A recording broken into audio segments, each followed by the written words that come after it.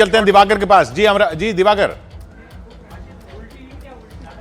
किशोर देखिए, यहाँ पर फिर से जो लाइन है लगातार वो बढ़ती जा रही है। मैं लाइन की तस्वीरें देखूं, वोटरों में जबरदस्त उत्साह इस वक्त देखने को मिल रहा है। बड़ी संख्या में जो लोग हैं वो यहाँ पर पहुँच रहे हैं। लेकिन दूसरी तस्वीर में आपको दिखाऊं तो बहुत सारे वोटर हैं जिनके नाम वोटिंग लिस्ट में नहीं है। उनके नाम वोटिंग लिस्ट में यहाँ पर जो है खंगाले जा रहे हैं कि उनके नाम हैं यहाँ पे नहीं है। देखिए, जो चुनाव आयोग के कर्मचारी हैं वो जो है यहाँ पर इन मतदाताओं की जो नाम है वो, क्योंकि उनके नाम इस लिस्ट में नहीं है, उनको लगातार खोजा जा रहा है।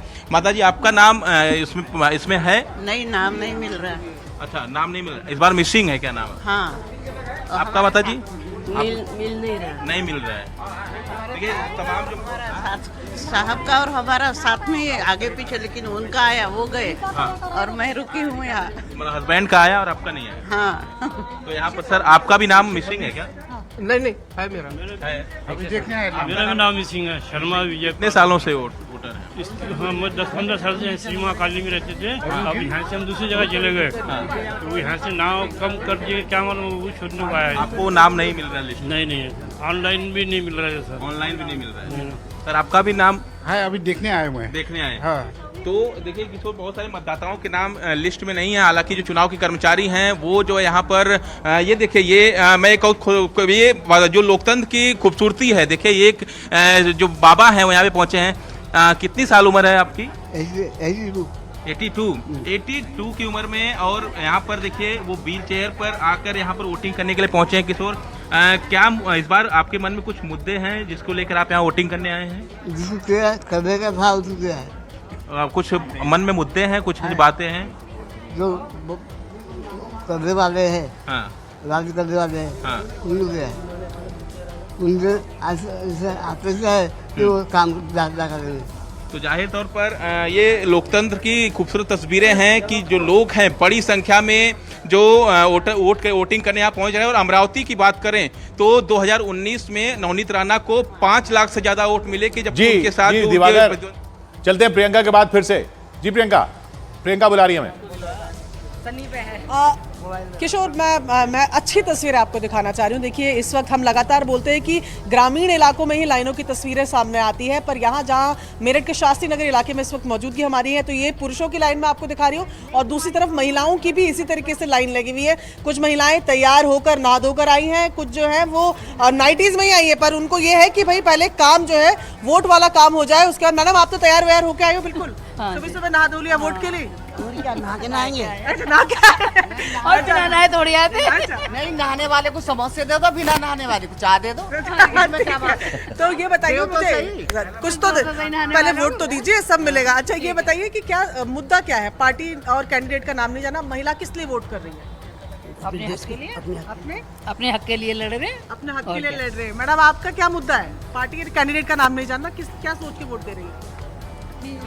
सुविधा के लिए, सहायता के लिए, अपनी सुविधा के लिए, अपनी सुविधाओं के लिए। और इधर पुरुषों की लंबी लाइन है। किशोर, मैं जो तस्वीरें आपको दिखा रही हूँ ना, तो अमूमन हम देखते हैं कि सीनियर सिटीजन जो है वो सुबह सुबह उठकर आकर वोट देते हैं, तो उनकी तादाद तो नजर आ ही रही है। लेकिन हर एक ग्रुप, यहाँ पर आप देखिए एक यंगस्टर लड़का खड़ा नजर आ रहा है, मिडिल एज के, तमाम लोग पहुंच रहे हैं। और ये सुखद तस्वीरें शायद इसलिए भी नजर आ रही है क्योंकि शायद लोग ये सोच रहे हैं कि धूप चढ़े, इससे पहले वो जल्दी से अपना वोटिंग का समझाने की कोशिश कर रही थी किशोर की ऐसा नहीं कि अर्बन एरियाज में लोग वोट करने नहीं आ रहे। केसी वेणुगोपाल उम्मीद करते शायद अंग्रेजी या हिंदी में कुछ बोल रहे हो। जी सुनते हैं। On Congress party, low level attack on Congress party. And about the manifesto also, he's saying that so many things. No, our manifesto, I'm very thankful to the Prime Minister. He bring the Congress manifesto in the maximum limelight. Our manifesto केसी वेणुगोपाल यहाँ बोलते हुए कि प्रधानमंत्री ने भाषणों में बोल के कांग्रेस के मैनिफेस्टो पर चर्चा शुरू करा दी। उधर रविंद्र सिंह भाटी मौजूद हैं भवानी के साथ।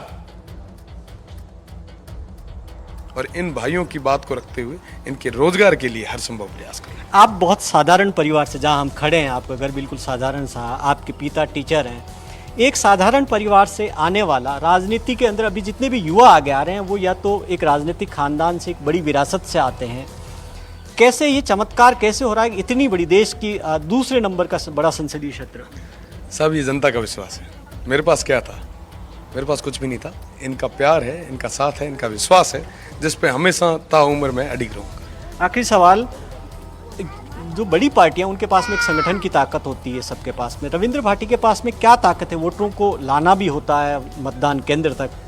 मेरे पास ये जनता की ताकत है और ये तमाम लोग रविंद्र बन के मेहनत कर रहे हैं, जिसके फलस्वरूप रविंद्र आज इतना कॉन्फिडेंट होकर बोल रहे हैं। आज 8 की 8 विधानसभाओं के 2600 बूथ पे तमाम भाई पूरे मोर्चे संभाले हुए बैठे हैं और एक एक भाई को वो पोलिंग बूथ तक पहुंचा रहे हैं और पूरी मेहनत कर रहे हैं। रविंद्र तो मेहनत फिर भी कम करता होगा, मेरे से ज़्यादा मेहनत मेरे ये कार्यकर्ता भाई कर रहे हैं। ये जीत इन कार्यकर्ताओं की होगी, बाड़मेर, जैसलमेर और बालोतरा की जनता की।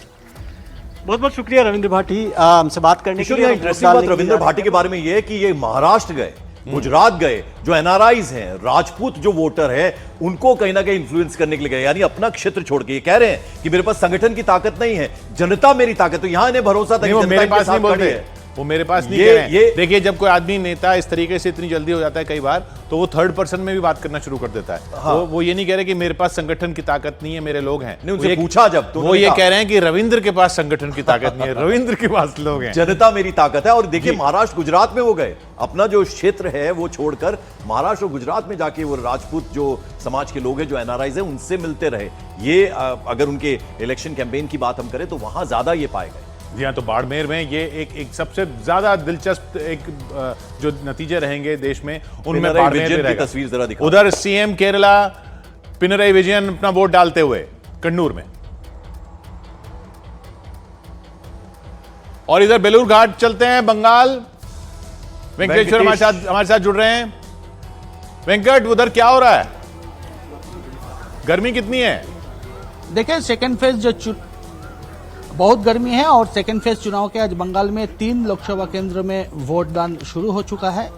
बालूरघाट जो लोकसभा केंद्र है, यहाँ पर बीजेपी का जो प्रदेश अध्यक्ष है सुकांत मजुमदार, उन्होंने कुछ ही देर में वोट देने के लिए निकलेंगे घर से। और यहाँ पर उन्होंने आरोप लगाया कि तृणमूल कांग्रेस विभिन्न क्षेत्र पर हिंसा कर रही है, इतना आरोप उन्होंने लगाया है। अच्छा, मैं आपको एक मिनट रोक रहा हूँ क्योंकि निर्मला सीतारामन कुछ बोल रही है, उनको सुनते हैं। Please come, do vote, India needs every vote. Ma'am, what is the key poll planks that you think are hogging attention? In the last few days, at least, it's been about inheritance tax between the parties. But what is top of mind for voters this election season? I think they want continuity, they want stability. People want India to progress, and they've seen last 10 years. Last 10 years is performance of this government is definitely in the minds of the people, and therefore I think that will be the one with which they've come to the booth. You can see the enthusiasm. Senior citizens in particular, I'm very grateful, have just come out of their homes and they are in long queues. They are not grudging. They are not saying, oh, it's taking too long. They are there. And some of them, I know the Election Commission, in fact, I'm grateful to the Election Commission. Election Commission has made a provision that they can vote from home. But despite that, inclusive of my parents, despite that, many senior citizens have chosen to come and be here, feel the Nirmala Sitharaman and cast लोगों से वो vote की appeal भी करती हुई और ये बताती हुई कि लोगों का उत्साह भी दिख रहा है। उन्होंने अपने माँ बाप का भी जिक्र किया। उन्होंने कहा सीनियर सिटीजन्स के हम ज्यादा शुक्रगुजार है, ये बात उन्होंने कही थी। हमारे साथ वेंकट लगातार बने हुए बेलूर घाट में। वेंकट, बेलूर घाट का तो आप बताइए, इस साथ साथ हमें दार्जिलिंग और उसके अलावा जो रायगढ़ इलाका है उसकी भी तस्वीरें। वेंकट से संपर्क टूट गया है इस वक्त। फिर चलते हैं नीरज के पास। नीरज, लोगों की तादाद बढ़ती जा रही है, वैसी ही है, कम हो रही है, गर्मी बढ़ रही है, क्या है अभी सिचुएशन?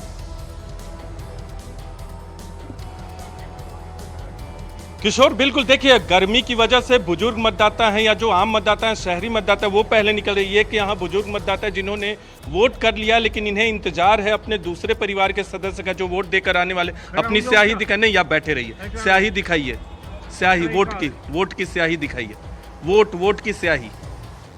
देखिए, वोट दिया आपने? हाँ। किन मुद्दों पे दिया है? मेरे वोट जिसको देने चाहिए। मुद्दे क्या थे, क्या सोच के दिए मुद्दे? हम तो बताते हैं किसको दिया, ठीक है, देश को देने दे दिए हमने। किशोर, इधर दिखाते हैं दूसरी तस्वीर। देखिए, तमाम लोग जो सुबह सुबह शहरों के निकले हुए हैं, बुजुर्ग लोग खासकर। देखिए, यहाँ एक मतदाता हैं, बुजुर्ग हैं, यहाँ आई हुई हैं, अब से थोड़ी देर बाद वोट करेंगे क्योंकि लंबी लाइन है अंदर में। इन्हें ले जाया जाएगा और वोट कराया जाएगा। मैम, आप लोग सुबह सुबह आए हैं परिवार के सदस्यों के साथ, कितनी उम्र है इनकी?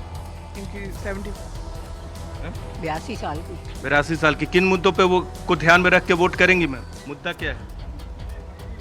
क्या किस वोट दोगी?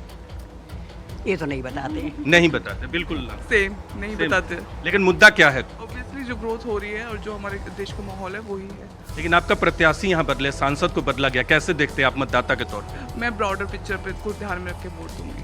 देखिए किशोर, ब्रॉडर पिक्चर को यहाँ वीके सिंह को बदला गया है, वो सांसद है मौजूदा में, लेकिन अतुल गर्ग को प्रत्याशी बनाया गया। दूसरे प्रत्याशियों को भी ध्यान में रखेंगे जी? क्या देखेंगे प्रत्याशियों में? आई हैव टोल्ड यू ना कि ब्रॉडर पिक्चर देखूंगी मैं, नेशनल लेवल पे देखते हुए वोट दूंगी। नेशनल इलेक्शन है, लोकसभा इलेक्शन है, लोकल मुद्दों पे ना देख के कई मतदाता ये मानते हैं कि जैसे जब लोग बोलते हैं ना कि हम तो मोदी जी के नाम पे वोट देते हैं या हम इसके नाम पे वोट देते हैं, वो एक तरह से कहना होता है कि हम राष्ट्रीय स्तर पर तस्वीर को देख के वोट दे रहे हैं, ना कि यहाँ से हमारा प्रतिनिधि कौन होगा। और ये एक एडेड एडवांटेज है, चूंकि अगर हम एनडीए की बात करें तो उनके पास कम से कम एक चेहरा है। प्रधानमंत्री नरेंद्र मोदी का जिक्र जैसा हमेशा बीजेपी करती है कि हमारे पास कम से कम एक चेहरा है। अगर इंडिया गठबंधन की बात करें तो चेहरा कौन है, शायद ये डिसएडवांटेज कहीं ना कहीं इंडिया गठबंधन के साथ होता है। और हालांकि वो मानने को तैयार नहीं, कहते हैं कि सब 4 जून को फैसला होगा। जरा अरुण के पास एक बार फिर रुक कर लेते हैं। अरुण, हम देख रहे हैं वोटिंग शुरू हुई है या नहीं हुई? 1.5 घंटा होने को आ रहा है। देखिए, जिस बूथ पर मैं था जहां पर वोटिंग मशीन खराब हुई थी वहां पर वोटिंग मशीन बदल दी गई है, वोटिंग शुरू हो गई वहां पर। लेकिन दूसरी जगह देखिए चाय जो चुनाव अधिकारी हैं उनके लिए चाय और नाश्ता भी जा रहा है यहाँ पर, देखिए, क्योंकि वो लोग भी सवेरे से लगे हुए हैं, मॉक पोलिंग कर रहे थे। यहाँ पर वोटिंग शुरू हो गई। अच्छा, मैं रोक रहा हूँ आपको। ओम बिरला है रवि सिंह के साथ कोटा में। प्रधानमंत्री बनाने का चुनाव है। देश की जनता, प्रदेश की जनता, कोटा बूंदी संसदीय जनता का मोदी जी को प्रधानमंत्री बनाना चाहती है। और जो विश्वास भरोसा जनता का है वो बड़ा है, क्योंकि मोदी जी ने देश के अंदर जो ऐतिहासिक काम किए हैं, जो ऐतिहासिक फैसले किए, निर्णय किए, देश को आगे बढ़ाया, देश की ताकत दी है, नई दिशा दी है, इस और आगे का रोड मैप बनाया, इसलिए और लोगों का विश्वास भरोसा मोदी जी के प्रति बढ़ा। इंडिया गठबंधन आप मानते हैं कि मुकाबले में? इंडिया गठबंधन कोई गठबंधन बचाए नहीं है। उनके अलग अलग भाषा, अलग अलग बोली है, उनका कोई नेता डिसाइड नहीं है, इसलिए इंडिया गठबंधन बनाने की कोशिश की। लेकिन जब अलग अलग विचारधारा के लोग होते हैं, अलग अलग भाषा यूज करते हैं, तो मुझे लगता है इंडिया गठबंधन कहीं चुनाव में दिख ही नहीं रहा। राहुल गांधी जी को चुनाव में सामने लाना चाहिए उनको कि राहुल गांधी हमारा प्रधानमंत्री है। ये चुनाव राहुल गांधी और नरेंद्र मोदी जी के चुनाव हैं, लेकिन वो स्थानीय मुद्दों को चुनाव बिल्कुल। और सर यहाँ पर बिरला को सुना, आप जरा अरुण गोविल को सुन लेते हैं, वो क्या कह रहे हैं। जिनके बच्चे यहाँ से 10th करके अमेरिका चले जाते हैं, फिर वो वहीं रह जाते हैं, वहाँ से नहीं आते, तो क्या वो बाहरी हो जाते हैं? उन बच्चों को वो बाहरी नहीं कहते। मैं यहाँ पैदा हुआ, मैं यहाँ पला बढ़ा, मेरी परवरिश यहाँ हुई, मैंने स्टडीज़ यहाँ से की, तो मैं बाहरी कैसे हो गया मुझे समझ में नहीं आता ये बात। आप हर जगह जाते हो, कुछ ना कुछ बोलते जरूर हो, रावण पे या राम जी पे। जी जी जी, हाँ, लोगों का मन करता है कि मैं कुछ बोलूँ। कुछ बोल के सुना दो आम जनता के लिए।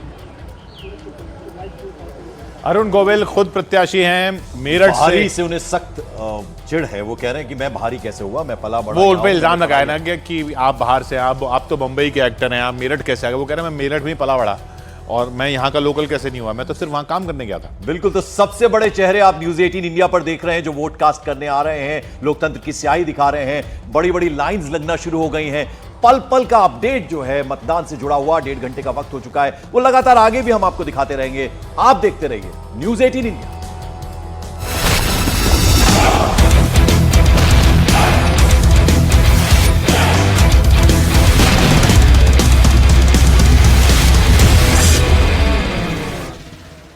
कितना अच्छा लग रहा है। दूसरे चरण का मतदान शुरू हो चुका है। दूसरे चरण का मतदान केरल की सभी सीटों पर आज मतदान हो रहा है। केरल पूरे का पूरे राज्य में आज मतदान हो रहा है। 12 सीटें राजस्थान की हैं, 13 पहले हो चुका है फर्स्ट फेज में, 12 सीटें राजस्थान की है, तो राजस्थान में भी अब पूरी स्टेट हो जाएगी आज के बाद।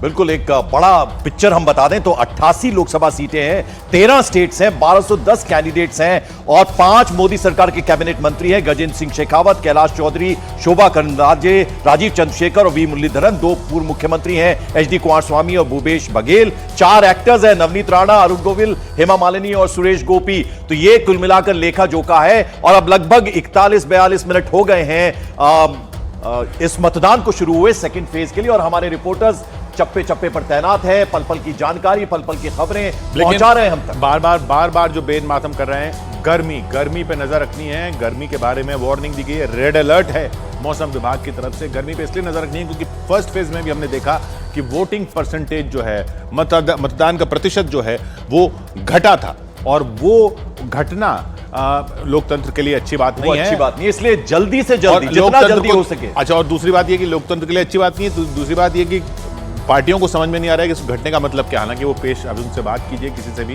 तो वो अपनी तरह से उसको पेश करते हैं। बीजेपी कहती है कि इसलिए नहीं आया क्योंकि जो विपक्ष के जो वोटर हैं उन्होंने मान लिया कि जीत तो बीजेपी रही है, तो हमें जाने का क्या फायदा।